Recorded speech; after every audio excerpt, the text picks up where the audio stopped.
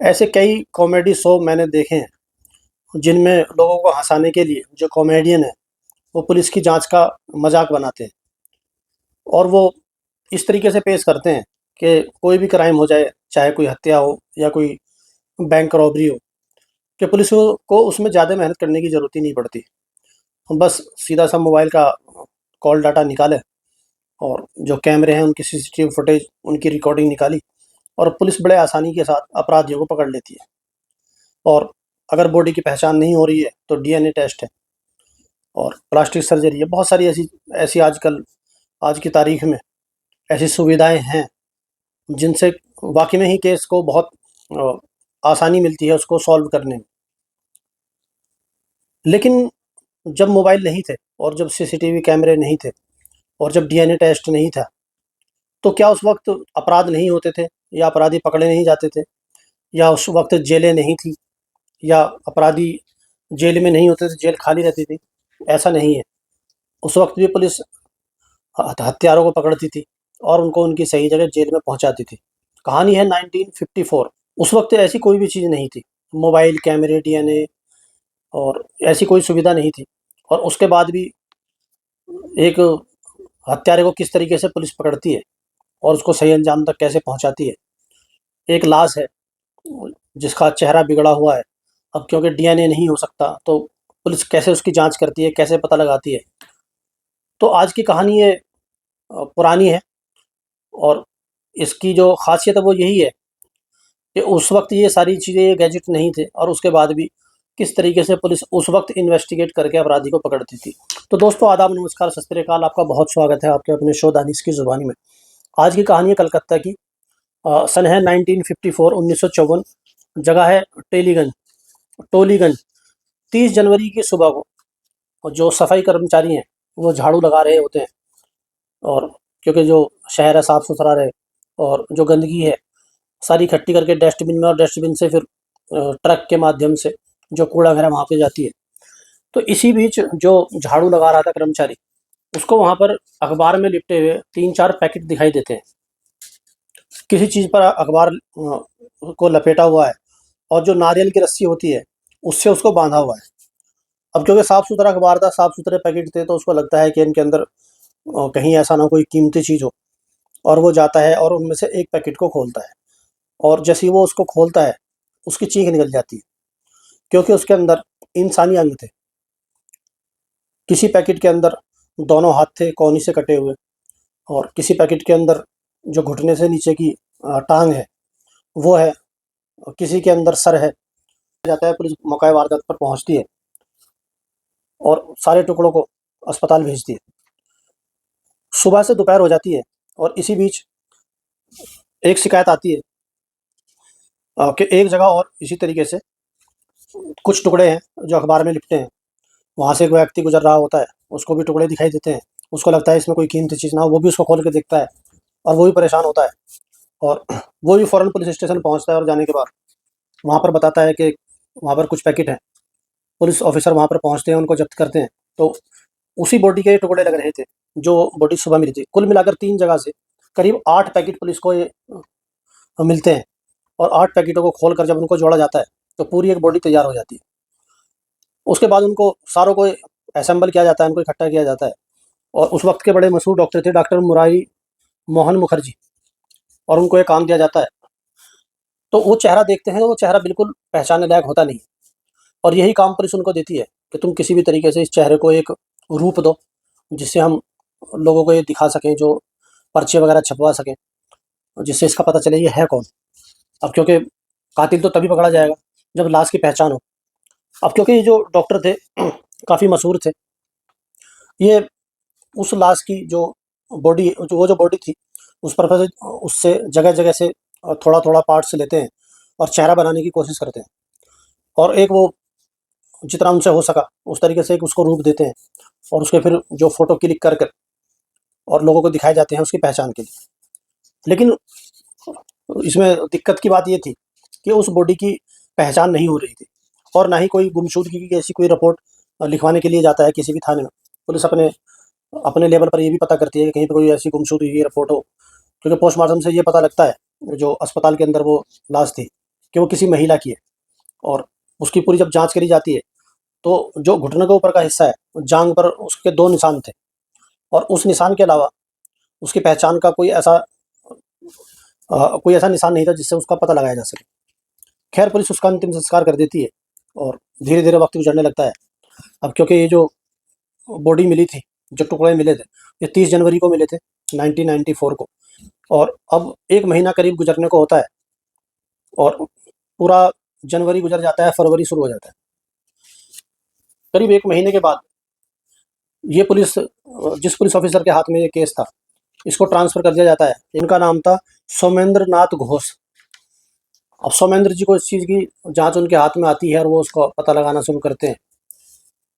अब क्योंकि 1 महीना गुजर चुका था, अब ये सोमनाथ जी सामेंद्र नाथ घोष ये अपने घर की तरफ जा रहे होते हैं और इनको लगता है कि उनकी तबीयत कुछ ख़राब हो रही है, उनको कुछ जुकाम की शिकायत थी और वो अपने ड्राइवर से बोलते हैं कि जो भी कोई ऐसा मेडिकल स्टोर रास्ते में आए, तुम गाड़ी वहाँ पर रोकना, मुझे वहाँ से कोई कफ सिरप लेना है। खैर रास्ते में 2 मेडिकल स्टोर इनको खुले हुए दिखाई देते हैं और खुद सामेंद्र नाथ घोष उतरते हैं गाड़ी से, जाते हैं और जाकर बोलते हैं कि मुझे कफ सिरप चाहिए, मुझे थोड़ी खांसी जुकाम है। तो वहाँ पर वो जो मेडिकल स्टोर का मालिक था वो बताता है कि कफ सिरप उसके पास नहीं है और वो ख़त्म हो गया। अब उनको बड़ा अजीब लगता है। वो कहते हैं कि कफ सिरप एक नॉर्मल एक ऐसी दवाई है जो सबसे बहुत ज़्यादा बिकती है दुकान पर, और अगर तुम्हारे पास कफ सिरप ही नहीं है तो फिर तुम ये मेडिकल स्टोर खोल कर क्यों बैठे हो? और अगर तुमने मेडिकल स्टोर खोला हुआ है तो जो ज़रूरी दवाएँ हैं कम से कम वो तो रखो। अब इस पर वो जो मेडिकल स्टोर के अंदर आदमी था, वो कहता है कि साहब हम तो नौकर हैं और जो मालिक लाकर देगा हम तो वही बेचेंगे। तो यहाँ पर जो घोष साहब हैं वो बोलते हैं कि तुम अपने मालिक को बोलो कि दुकान में दवाई नहीं है। तो बताता है कि मालिक को बोले कहाँ से? साहब उनके तो दर्शन ही नहीं हुए, करीब 1 महीना हो गया है और उनका पता ही नहीं है वो कहाँ है। अब खैर वो वहाँ से उसको मेडिकल स्टोर को छोड़ते हैं और वो वहाँ से चले जाते हैं।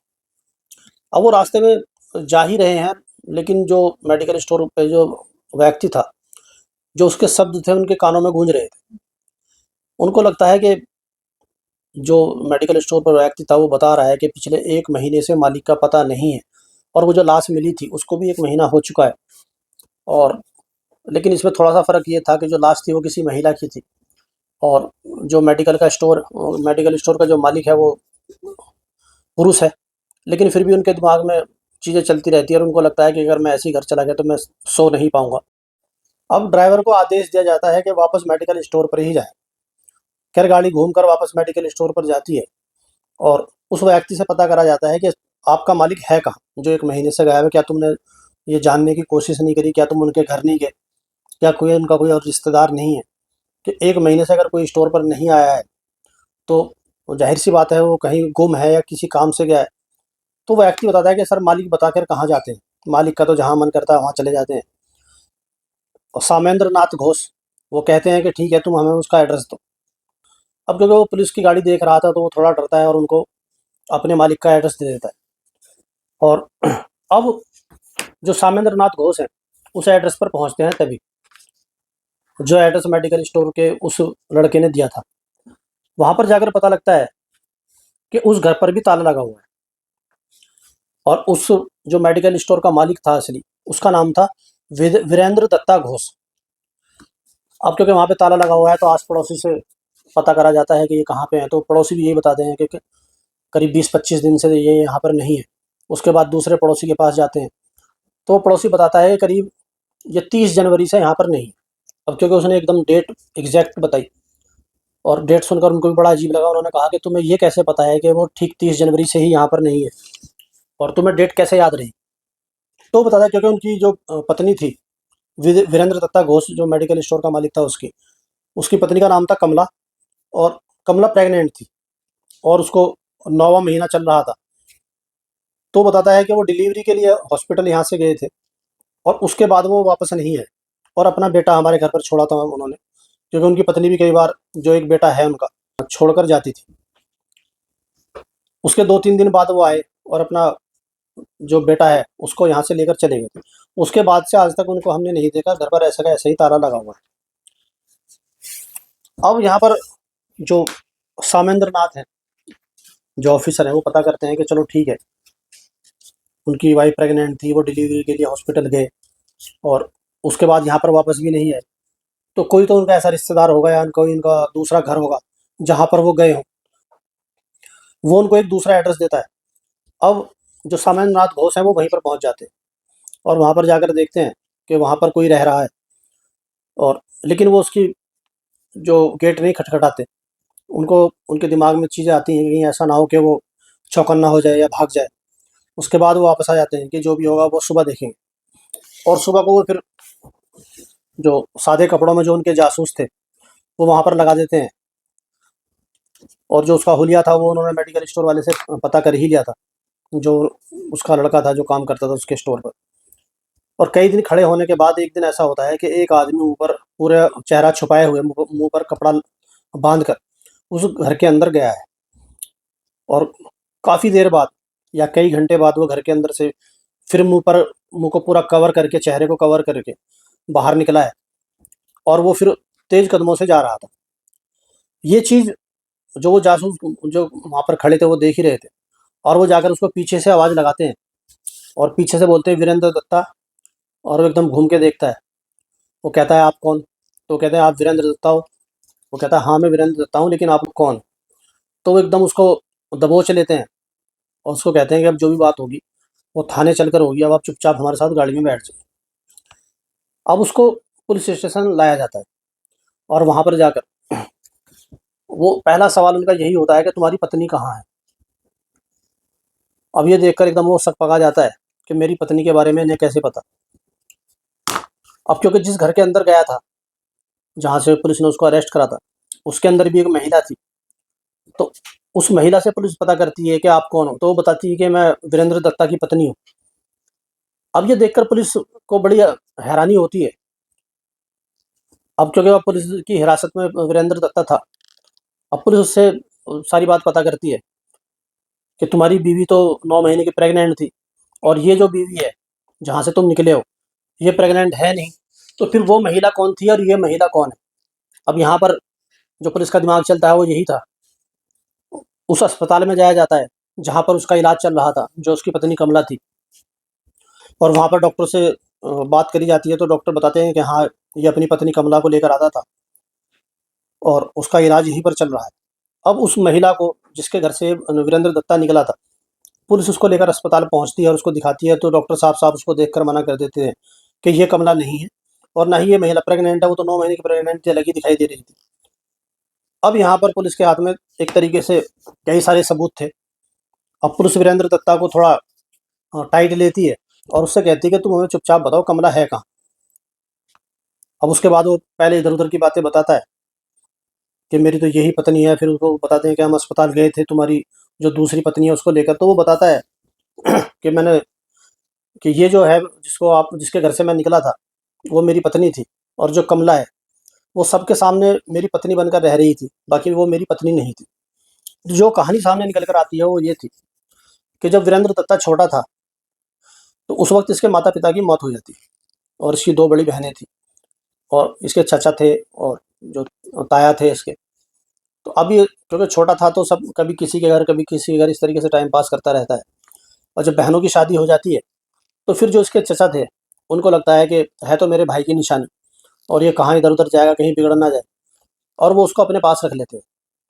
अब जो उसके चचा के लड़के थे या लड़कियाँ थीं, उन्हीं के साथ ही वीरेंद्र दत्ता रहने लगता है। अब क्योंकि जो चचा थे, उनके बच्चे बड़े थे, और जो उनके बच्चे थे उनकी भी शादी हो चुकी थी।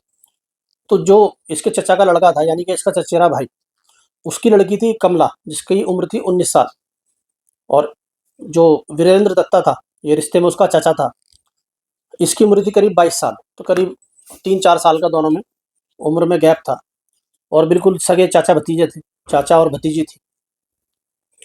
लेकिन अब एक ही घर में रहने पे, क्योंकि रहना साथ, खाना-पीना, सोना एक ही घर में रह रहे हैं, यहाँ पर वीरेंद्र दत्ता और कमला के अंदर अफ़ेयर शुरू हो जाता है, मतलब चाचा-भतीजी के अंदर। और अब ये चीज़ें छुपती तो हैं नहीं, धीरे-धीरे इसका सबको पता चलना शुरू होता है। लेकिन जब तक ये पता नहीं था, बात छुपी हुई थी, तो उसके चचा को लगता है कहीं ऐसा ना हो कि मेरे मरने के बाद जो मेरी औलाद है, जो मेरा भतीजा है वीरेंद्र दत्ता, इसको कहीं बाहर ना निकाल दे, तो क्यों ना मैं इसको एक कारोबार करा दूँ। तो वो इसको एक मेडिकल स्टोर, एक ज़मीन से खरीदते हैं, दुकान बनाते हैं, उसके अंदर दवाई भरते हैं, उसका जो बैनामा उसके नाम करते हैं, रजिस्ट्रेशन कराते हैं, सारी चीज़ वीरेंद्र दत्ता के नाम। और चचा ये सोच करके मेरे भाई का लड़का है, उसको एक कारोबार भी कराते हैं और उसको अपने घर भी रखते हैं। और घर पर वो उन्हीं की जो पोती थी इसके चचा की, यानी कि इसकी चचेरे जिसके चचेरे भाई की लड़की, उसी के साथ इसको प्यार हो जाता है। अब जब ये चीज़ें खुल जाती हैं तो सब नाराज़ होते हैं। खुद इसकी जो वीरेंद्र दत्ता थी उसकी बहनें भी नाराज़ होती हैं कि तुमने ये गलत किया, कि जो हमारे इतने अच्छे चचा हैं जिन्होंने दुकान भी करा दी और खरीद भी दी, तुम्हारे नाम भी कर दी, और तुमने उन्हीं के घर में एक तरीके से सेंध मार दी। खैर वहाँ से वीरेंद्र दत्ता को निकाल दिया जाता है। लेकिन ये वहाँ से जो कमला है, उसको वो और वीरेंद्र दत्ता दोनों घर से भाग जाते हैं। अब भागने के बाद ये अलग रहने लगते हैं। और लेकिन ये वीरेंद्र दत्ता कमला से जो एक सबके सामने शादी नहीं करता, और बस ऐसे ही घर में छोटा-मोटा उसको जो है सिंदूर लगा दिया, मंगलसूत्र पहना दिया, और जहाँ पे किराए पे रह रहे थे, वहाँ पे वो यही बताता है कि हम दोनों पति-पत्नी हैं। और कमला उसको ज़ोर भी देती रहती थी कि हम हमें शादी कर लेनी चाहिए। तो ये बताता है कि देखो शादी करने की क्या ज़रूरत है, हमने सिंदूर भी लगा रहा हूँ और मंगलसूत्र भी है, अब ऑफ़िशियली शादी करने की क्या ज़रूरत है। अब घरवालों को तो ये पता है, जो वीरेंद्र दत्ता की बहनें हैं और जो चीज़ें हैं, कि इन्होंने शादी नहीं की है और अभी शादी करनी बाकी है वीरेंद्र को। और घर पर जो जहाँ पर रह रहा है, जो आस-पड़ोसी हैं, उनको सबको ये पता है कि ये दोनों पति-पत्नी हैं। अब चूँकि वीरेंद्र दत्ता की 2 बहनें भी थीं, अब उनको लग रहा था हमारे भाई की शादी भी होनी चाहिए। अब उनको ये पता नहीं कि कमला भी इसी के साथ रह रही है, और वो दोनों बहनें अपने भाई पर, वीरेंद्र दत्ता पर शादी का दबाव बनाने लग जाती हैं और एक मीरा नाम की लड़की से वीरेंद्र दत्ता की शादी कर देती हैं। अब वीरेंद्र दत्ता की 2 पत्नी, एक मीरा और एक कमला। कमला का नाम बदलकर वो रख लेता है बेला रानी। कहता है कि कमला से फीलिंग अच्छी नहीं आती, तो अपने पास लाकर उसका नाम बेला रानी रख लेता है। अब वो बेला रानी उर्फ कमला और मीरा के साथ अलग-अलग जगह पे रह रहा है। एक के पास रहता है सुबह को, तो उसको बताता है कि जिसके पास दिन में रहता है, उसको बताता है कि रा दिन का बहुत काम है, और क्योंकि मेडिकल स्टोर है, दवाई लानी है, बहुत सारी एक्सपायर हो जाती हैं। और एक के पास रात को रहता है, तो उसको बताता है कि दिन में बहुत काम रहता है और मैं, क्योंकि मेडिकल स्टोर का काम है। तो इस तरीके से कहीं रात कहीं दिन। तो जो बेला रानी थी कमला, उससे उसको एक बेटा होता है, ज़िंदगी अपना सही चल रही है। और इसी बीच जो उसकी दूसरी पत्नी थी मीरा, वो प्रेग्नेंट हो जाती है। अब जैसे ही वो प्रेग्नेंट होती है, इधर उसका एक वो मिसकैरेज हो जाता है। अब उस इसमें जो मीरा थी वो बड़ी दुखी रहने लगती है कि मेरा एक, मैं जैसे-कैसे माँ बनने वाली थी और मेरा बच्चा दुनिया में नहीं रहा, और वो बड़ी दुखी रहने लगती है। अब वो कहती है कि मुझे कहीं से भी बच्चा ला कर दो, मुझे बच्चा चाहिए। तो इस तरीके से दोनों के अंदर चल रहा था, और ये बताता है कि देखो कोई बात नहीं, मैं तुम्हें बच्चा बाहर से ला दूँगा और तुम्हें उदास रहने की ज़रूरत नहीं है। अब क्योंकि अब मेडिकल स्टोर पे ये पूरा ध्यान नहीं दे पा रहा था, और अब 2 शादी हैं, बच्चे हैं, 2 किराए के मकान हैं, तो इसकी जो आर्थिक स्थिति खराब होनी शुरू हो जाती है। और इसी बीच जो बेला रानी है कमला, वो प्रेग्नेंट हो जाती है। अब वो बड़ी खुशी-खुशी उसको बताती है कि हमें दूसरा बच्चा होने वाला है। लेकिन ये सुनकर जो वीरेंद्र दत्ता था, वो बिल्कुल भी खुश नहीं होता। उसको लगता है कि पहले ही काम नहीं चल रहा है, 2 पत्नी हैं, 2 मकान हैं, 1 बच्चा पहले से, अब मैं इस बच्चे का खर्चा कहाँ से चला पाऊँगा, और मुझे कुछ में इसके लिए कुछ ना कुछ करना पड़ेगा। तो उसको ये लगता है कि क्यों ना मैं इनमें से एक पत्नी को चुनूँ और दूसरी को मार दूँ, क्योंकि इस तरीके से मैं ना सही से सो पा रहा हूँ, ना सही से काम कर पा रहा हूँ। अब दोनों के बच्चे होंगे तो खर्चे भी ज़्यादा होंगे। अब वो बहुत दिन तक इसी उधेड़-बुन में लगा रहता है कि इनमें से कौन-सी पत्नी को मुझे रखना है, कौन-सी को मारना है। और उसके बाद उसको फाइनल जो जो चुनता है, उसको लगता है कि एक से मेरी शादी हुई है सबके सामने, मेरी बहनों ने शादी कराई है और सब रिश्तेदार इकट्ठे हुए थे और सबको पता है वो मेरी पत्नी है। तो कल को जो ससुराल वाले हैं वो भी केस कर सकते हैं, कोई भी चीज़ हो सकती है, लेकिन कमला घर से भागी हुई है और किसी को इसका पता भी नहीं है, और घर वाले एक तरीके से इससे वैसे भी नाराज़ हैं। अगर मैंने इसको मार दिया तो इतनी ज़्यादा जाँच होगी नहीं, और ना ही इससे पहले इससे कोई इतना खुश है जो इसकी फ़िक्र करेगा। तो वो चुनता है कमला को कि अब मुझे इसकी हत्या करनी है। अब वो उसके लिए एक माहौल बनाना शुरू कर देता है, प्लॉट बनाना शुरू कर देता है। छोटी-छोटी बातों पर कमला से लड़ना शुरू करता है और बताता है कि किस तरीके से तुम, ये जो बच्चा है ये मेरा नहीं है, ये तुम्हारे आशिक का है। अब उसको, जो कमला वो बेला रानी थी, उसको बड़ा अजीब लगता है कि आज तक इसने ऐसी बात नहीं की है और अब इसको अचानक ये क्या हो गया है। दूसरा बच्चा दुनिया में आने वाला है और ये ऐसी कैसी बातें कर रहा है। तो खैर वो अपनी सफाई देती है और वो अब क्योंकि उसको पता तो सब था कि सब ठीक है, लेकिन उसको जानबूझकर एक वो प्लॉट तैयार कर रहा है कि किस तरीके से मुझसे झगड़ना है। और इधर जो दूसरी पत्नी थी उसकी, जो मीरा, उसको बताता है कि मैंने एक बच्चा देख लिया है और उस बच्चे को मैं घर पर लाकर दे दूंगा। तो उसकी प्लानिंग ये थी, मुझे कमला को उर्फ बेला रानी को मारना है और जो बच्चा है, इस बच्चे को मैं ले जाकर अपनी दूसरी पत्नी को दे दूंगा और मेरा बच्चा भी मेरे पास रहेगा और ये जो होने वाला बच्चा है, ये पत्नी, इससे मुझे छुटकारा मिल जाएगा। अब वो एक दिन ऐसी झगड़ा बढ़ाता है और उसी झगड़े में कोई भारी चीज कमला उर्फ बेला रानी के सर पर मार देता है, जिससे उसकी मौत हो जाती है और उसकी लाश को उठाकर वो अलमारी में बंद कर देता है और फिर अपने बेटे के पास आकर सो जाता है। और वो ये सोच रहा था कि मुझे इसका लाश का करना क्या है। अब उसने 28 तारीख को 27 तारीख को उसने हत्या कर दी, 27 जनवरी 1954 को। 28 तारीख को नॉर्मली वो अपना स्टोर पे जाता है और वहाँ से कुछ एक अखबार है, जिस अखबार के अंदर ये टुकड़े मिले, जुगांतर न्यूज़पेपर उस टाइम चलता था, जुगांतर। वो वहाँ से अखबार की पूरी गड्डी उठाता है अपने स्टोर से और कुछ कुछ खुशबू की दवाइयाँ लेता है, कुछ तेज़धार हथियार खरीदता है और उनको लेकर घर पे आता है। अलमारी से जो बेला रानी की उर्फ कमला की लाश निकालता है और बड़े आराम से बाथरूम में बैठकर उसके टुकड़े करने शुरू कर देता है। करीब 8 उसके टुकड़े करता है वो और उसके बाद उन अखबारों में उसको लपेटना शुरू कर देता है। एक नारियल की रस्सी लाता है, नारियल की रस्सी से वो उनको लपेटता है और अब वो उनको उठाता और घर से निकलता और पास में जाके कहीं पर फेंक के आता, फिर वापस आता, फिर 2-3 टुकड़े उठाता, क्योंकि अखबार के अंदर साफ-सुथरे वो लिपटे हुए होते हैं, बहुत सारे अखबार में उसके टुकड़े के ऊपर लपेटता है। 8 टुकड़े वो 8 अलग-अलग जगह पर फेंक देता है और उसके बाद जो उसका बच्चा था, उस बच्चे को लेने उस पड़ोसी के पास जाता है जहाँ पर उसने छोड़ा था कि मेरी बीवी प्रेग्नेंट है, मैं इसकी डिलीवरी के लिए हॉस्पिटल जा रहा हूँ और जब ये डिलीवरी हो जाएगी तो मैं आगे बच्चे को आपके पास से ले जाऊँगा। और उस पड़ोसी के पास जाता है, उस बच्चे को लेकर फिर मीरा के पास पहुँचता है कि देखो मैंने बच्चा गोद ले लिया है, अब इसको हम दोनों पालेंगे। अब एक तरीके से वो बिल्कुल टेंशन फ्री ये सोचकर हो जाता है कि जो खर्चा था, एक घर का किराया देना पड़ रहा था और एक जो बच्चा था और जो पत्नी थी और एक बच्चा आने वाला था, मेरा सबसे पीछा छूट गया है और अब मेरी जो ये पत्नी है मीरा, इसके साथ मुझे रहना है, मेरा बच्चा भी मेरे पास। और उसको लग रहा था कि किसी भी तरीके से क्योंकि उसने चेहरा इतना बिगाड़ दिया था कि वो पहचान में आ ही नहीं सकता था। उसके बाद खैर पुलिस ये जाँच करती है कि ये जो लाश मिली है, ये बेला रानी उर्फ कमला की ही है या किसी और की। अब क्योंकि उस टाइम पे डीएनए तो था नहीं जो पता चलता। तो खैर जो बेला रानी की माँ को बुलाया जाता है, कमला की, और उसको वो सारे जो तस्वीरें थी, टुकड़े थे, वे दिखाए जाते हैं। तो जो उसकी जो घुटने से ऊपर जाँघ पर उसके जो जो वो बच्ची थी जब खेल रही थी, तो कुछ उसका लग जाता है वहाँ पर, कुछ तेज़ लोहे की कोई ऐसी चीज़ नोकीली, तो जो उसका काफ़ी गहरा उसका निशान था। तो उस निशान को देखकर जो कमला की माँ थी, वो उसको पहचान लेती है और वो कहती है कि ये मेरी बेटी कमला ही है, जिसका नाम उसने बाद में बदलकर बेला रानी रखा था। तो इस तरीके से इसकी जो एक लाश मिली थी और बिना कैमरे, बिना मोबाइल से और बिना डीएनए के, किस तरीके से एक पुलिस ऑफिसर ने उस बॉडी का पता लगाया कि ये है किसकी।